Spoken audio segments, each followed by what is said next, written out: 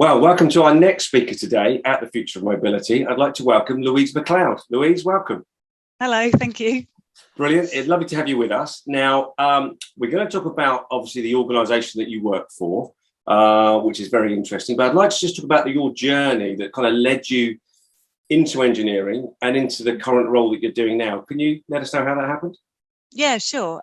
So I started my career at Virgin Atlantic by joining their apprenticeship scheme.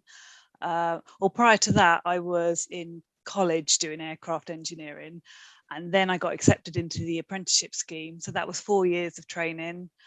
Then when I qualified, I got my A license, which means that you can sign off simple tasks that you've done yourself.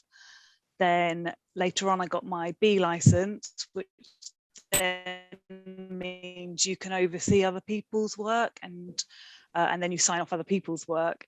And most recently, I've got my C license, so I can now run the check and control the whole paperwork and the check and ensure that everything is done to the right standard.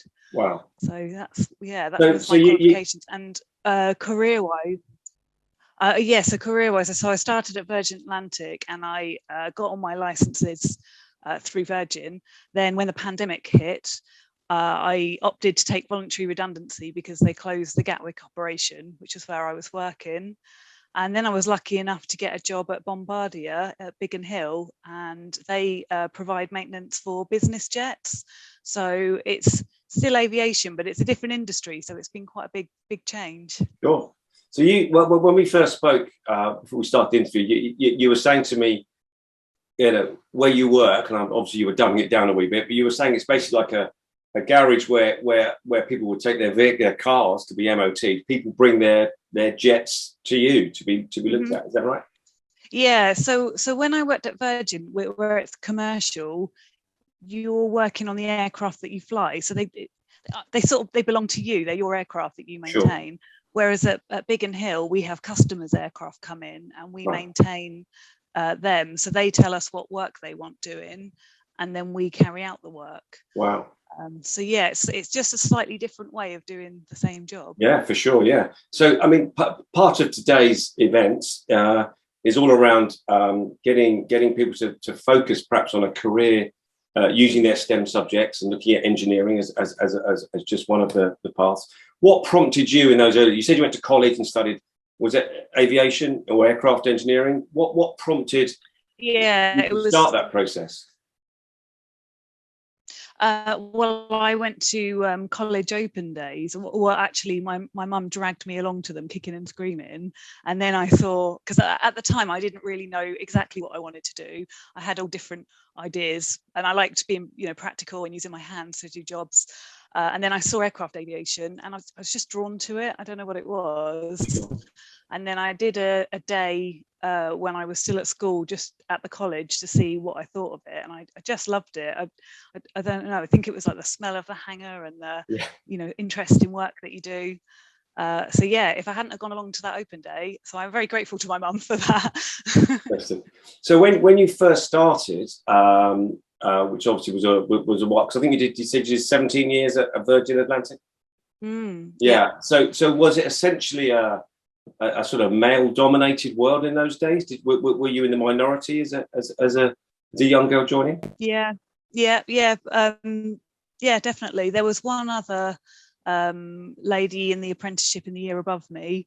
It was just a handful, and there were more when I left, but it's still definitely the minority. Yeah. But hopefully that is starting to change. Yeah, I was going to say, you're finding over the years there's more and more girls that are sort of looking towards perhaps joining. Yeah, definitely. Yeah, there are definitely. So that's a really good thing, because I think having a mixed workforce, it changes the dynamics, and yes, you bring in different skill sets and different capabilities. So yeah, it's really important. So how many are in your sort of current team at the moment? So if I bring my private jet to you to be looked at, obviously if I have one, how many people will actually work on that jet? Well, it depends on the size of the check that's being carried out, because they'll allocate the manpower to to the work that's being carried out. So obviously the bigger checks, they'll put more people on it, and then you'll get moved as the check moves on and the work starts getting less on that one and more on Sure. another one. Yeah. So it's probably somewhere between, it could be 2 people if it's a small check, or if it's a big check it could be 10, 12, something like that. Yeah, for sure. Yeah. So when people think about an engineer, with respect, a lot of people think it's kind of getting your hands dirty with spanners and things. Within your team itself, what are the kind of different roles that are needed in order to sort of service an aircraft? So the team will normally be split into the B1s, which is what I am. So that's airframe and engines. It's more the mechanical work. Right. And then you have the B2 team. So they do all the avionics, so the electric and all the sort of navigation and communication, wiring, all of that side of it. That's the B2 team. Yeah. And then also we'll have a structures department, and so they carry out all the structural repairs and metal work and riveting and drilling and making repairs for aircraft. And then we're looking to have an interior team, so they'll be specialists at removing the aircraft interior, because obviously on the private jets the standards have to be very high, so they want to build a team and that will be their specialist subject, because when the aircraft goes back together again, it needs to look really, really good, and everything's got to be perfect. And we also have some workshops, and they do things like batteries and wheels and things like that. Sure. So I'm guessing if you own an aircraft or fleet of aircraft, I'm guessing, is there an annual check that needs to be done on your aircraft?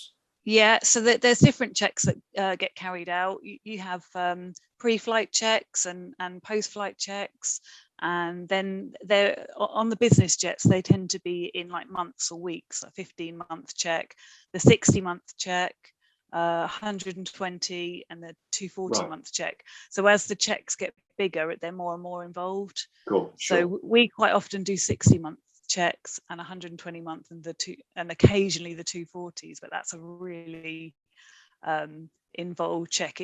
That involves everything coming out, all the interior, and a really big inspection, and the aircraft would be in for a few months for that sort of thing. So they have regular checks, but they're much more less involved, and then the part that we get involved in, it's the heavy checks. Cool. So they'll normally be with us for a month or so. And that's your part of your role, is to sign, as you said, you got this qualification where you can check other people's work, and you would literally go along with a clipboard and making sure that everything has been done obviously according to plan. Yeah, fantastic. Yeah, you'll be assigned a workload, and you have a team working with you. Yeah. So you'll give them the jobs to do. Then when they've finished, you'll go and have a look over, make sure everything's correct. Yeah. And then fill in the paperwork, make sure that side's all correct, because that's just as important as actually carrying out the work. Of course. Making sure the records are all correct, and you've done it in accordance with the right maintenance manual.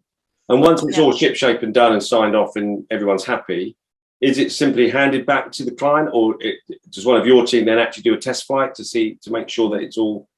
At the end of the check, they'll have a big list of function checks to carry out. Wow. So they'll have to go through and make sure everything's working correctly, and then it'll do a flight test, and we'll have one of our engineers on board normally, and then also one of their reps as well. Wow. So if there's any problems, they can point them out and make a list, and then get it rectified when it lands again. Yeah. So I'm guessing in your previous role at Virgin, when you said that it was your planes effectively, you obviously knew that fleet inside out, because you'd seen them when they were new and you'd worked all the way through. Now you're working with numerous different clients that have got different aircrafts. Is that making your life more difficult? Do you have to know all about the different makes of planes and how they all work? Yeah, well, I'm only type rated at Bombardier on the global 5,000 and 6,000. So I'm only generally working on one aircraft, but those two types of aircraft, they're different lengths and things are in different places. And then you've got the interior and that can have, things can be in different places or different layouts. Sure. So yeah, it is difficult, and the way that the customers want the work carried out varies as well. You can have some people and they will just throw money at their aircraft and they want everything changed and everything's got to be perfect, and then there's other ones and they're a bit more frugal and they'll, you know, only want specific things changed. Sure. And so yeah, it's quite you definitely have to put on different hats depending on which operator you're working Sure, for. absolutely, yeah. Yeah. So if I can take you back a little way, you said you studied engineering at college. If I can just take you back to your secondary school when you were starting to look at your, you know, I'm assuming the STEM subjects were always sort of top of your list. Yeah. What were the subjects that really got you out of bed in the morning, got you into school? I really loved science. Yeah. I did double science at school. I don't know whether it's changed now, but I loved doing all the experiments, and I always found that fascinating. I really liked English, and I was pretty excelled in that subject. And design and technology I really enjoyed. Yeah. Maths is one of those ones I knew it was really important, and I was all right at maths, but I did have to study hard to get it, because if you want to do engineering, it's one of those ones that you have to do. Sure. So yeah, I did tend to like the STEM subjects. Yeah, fantastic. So I gather now that you're now obviously very passionate about getting young people excited about engineering and trying to perhaps focus on that thing. And as you know, it's the classic thing. I think when you talk about engineering, people can tend to have a very focused view of perhaps it's just cars or it's just trains, etc., etc. What have you been doing to help young people sort of see the wider picture, as it were? Well, I've joined the Royal Aeronautical Society, and they've got a program called ALTA, which is ALTA, and it's a mentoring program that's been developed by women for women. So I've got involved as a mentor, and I've also become a mentee as well. I've got my own mentor, which I speak to quite regularly. So it's not just aimed at young people, but it is obviously aimed at all women in engineering. And they're always looking for new mentors, because they want to find people that are in all the different stages of their career. I think sometimes when people think of mentors, they think that they have to be, you know, senior level, but it's not the case at all. You just want somebody who's maybe a stage or two above you in your career, and they can help you with the steps that you need to take to get to where they are. So yeah, it's really rewarding. Yeah, I'm sure. Yeah. Now, for those in the audience that perhaps aren't used to hearing the word mentor, or they've heard the word mentor, not quite sure what it means, what for you, how does it work? And both as a mentee and a mentor, what benefit do you get from that? Well, it's so a mentor, you're sort of sharing your experience with somebody in a slightly earlier stage in their career from you. So I don't have the answers for everybody, but it's sort of like a sounding board, really. They can talk about things that they're thinking about, or and you might just have had more exposure to areas that they might not realize about. So I've had a graduate as one of my mentees, and it's just been really good, you know, talking about different things that I've done in my job. Like I've realized that that if you can go and do secondments in different areas of your workplace, it's such a valuable thing to do. And even if you don't want to end up in that place you did a secondment, you get this exposure and this experience there. So yeah, it's really, really valuable. So when you say secondment, that's like when you're drafted into perhaps a different team for a short period of time, and you can just experience what they're, you know, what they do in case you come across them in the future. Yeah, exactly Brilliant. That. And you obviously find it very rewarding. And I learned so much as well, because it's been a while. I mean, I didn't go to university, but when I speak to someone in university and you hear about all the things they do, so I learned from them as well, and it's really nice, and it's nice now that I mentor some of the apprentices. And obviously, being an apprentice myself, it sort of feels full circle. And and I guess a lot of things with a mentor, I guess it's sharing your mistakes and how you overcame them, rather than just I did this and it was great. I did this, it was great. I guess it's quite a good two-way conversation. Oh, definitely. Yeah, definitely. So what about looking very generally, and I know you're relatively new to your role where you're at the moment, but I think there's several thousand in the workforce, and it's a global organisation, is that correct? Yeah, the head office is based in Montreal in Canada. Wow. And we're hoping to be the super service centre of Europe. Wow. With our new hangar that's being built at the moment, which I think we're going to talk about in a minute. Yeah, absolutely. So let's jump to that now. So obviously the event today is all about the future of mobility, and it's all about how we're going to be obviously moving around as human beings in the future, and the problems we're going to have and how we're going to overcome them. So talk to you about this new centre. That's under construction at the moment, is it? Or yeah, it's under construction, and it should be opening summer 2022. Wow. And it's I think it's the largest hangar in Europe. It's 250,000 square feet. Wow. Which you could park 1,000 London buses in it. Good grief. Wow. It's absolutely vast. So when I first started there, that was one of the most exciting things, because obviously a new building is going to bring new opportunities, and absolutely. So it's a really exciting time. And will this be one single space effectively? Yeah, it's going to be split into two sides. It's going to have doors on either side, and then down the centre of it, that's where all the office spaces will be. Right. So we can fit in 14 of our global 7500s, which is the largest business jet that Bombardier make. Right. Wow. So they can all come in and be literally maintained at the same time. Mm-hmm. Wow, fantastic. Yeah, so incredible. So it's along with the space, I'm guessing the technology is coming in that's new as well, which I guess is another learning curve for you and your team. What's on the horizon that's going to make your life easier to service these jets? Well, the new hangar is going to be state of the art, and they're investing a lot of money into tooling, and they've got an overhead crane that goes across the hangar. So all of those things, and we'll have more space, because the current hangar we're in, it doesn't, the 7500s don't fit in properly, so you have to park them in diagonally. So we're going to have space, right? Which is going to be, that's going to be really good. And I guess you have separate teams that will bring the planes in and move them out, and then is almost like a conveyor belt, or is it's just parked up and then the whole team work on it simultaneously? Yeah, they park them in. The first one will be nose in, and then the next one will be tail in. Right. And they alternate them like that. Yeah. So it does take a bit of planning, because once you park one in, if you then put it on jacks and take the wheel off or the landing gear, it's stuck there. So you've got to make sure you think about whether the other aircraft needs to come out before you go. Of course, there's a lot of shuffling planes around. Wow. Yeah. So just to sort of finish our chat with today, what are your looking at generally? Well, what are your hopes for sort of engineering in the future? What can you see on the horizon that perhaps we can't? Well, I think the main thing with aviation is how we're going to fuel the aircraft in the future, because obviously sustainability is a huge talking point and really important. Yeah.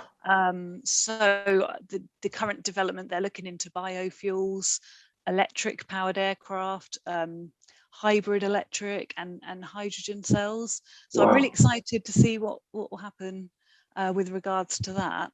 Yeah. And I read an interesting fact about how efficient our aircraft are now. Since between 1967 and 2007, our commercial aircraft have become 70% more fuel efficient. Wow. So it's incredible. So it'll be really exciting to see what happens, because now they're focusing on it so much. Yeah, no, absolutely. Same as the car sector, same as everything, I guess. It's all moving in that direction. So fantastic. And when I was at Virgin Atlantic, we were replacing our 747s, which is the jumbo jet, with more efficient aircraft like the Airbus 350 and the Boeing 787. Sure. And the 350 uses half the amount of fuel as the 747. Wow. But the passenger capacity is almost the same. So incredible. It's really incredible. Fast changing world. Yeah. Well, listen, Louise, thank you so much for today. Absolutely brilliant. I'm sure our audience will have lots of questions, which I know you're going to answer in due course. So thank you very much. Okay. Yeah. Thank you very much for having me. Take care now. Bye.